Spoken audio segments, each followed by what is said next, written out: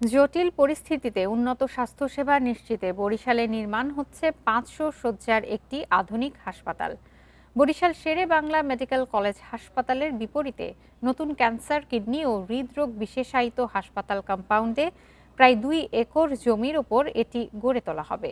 প্রকল্পটির সম্ভাব্য ব্যয় ধরা হয়েছে প্রায় ৪৮৫ কোটি টাকা। বরিশাল শেরেবাংলা মেডিকেল কলেজ হাসপাতালের বয়স ৬০ বছর ছাড়িয়েছে। হাসপাতালটির বর্তমান অবস্থা নড়বড়ে। পুনর্নির্মাণ করতে হলে রোগীদের নিয়ে বিপাকে পড়তে হবে। সেক্ষেত্রে নতুন হাসপাতালের কোনো বিকল্প দেখছে না গণপূর্ত অফিস।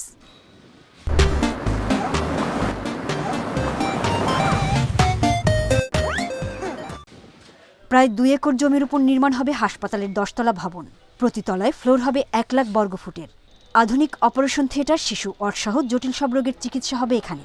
এরই মধ্যে প্রাথমিক কার্যক্রম শেষ হয়েছে। পুরাতন হসপিটাল খুবই জরাজীর্ণ অবস্থায় আছে।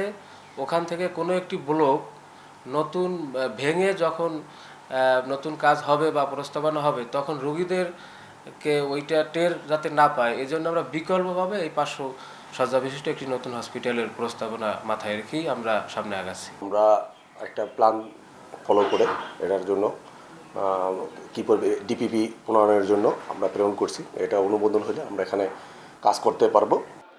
বরিশাল শেরেবাংলা মেডিকেল কলেজ কর্তৃপক্ষ এই পরিকল্পনাকে স্বাগত জানিয়েছেন।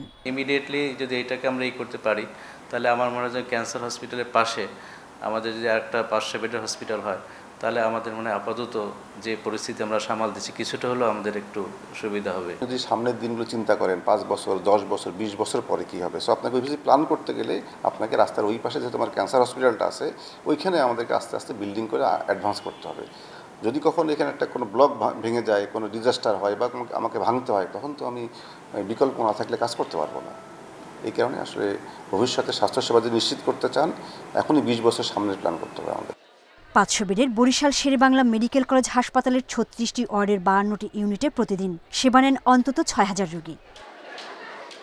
Independent news.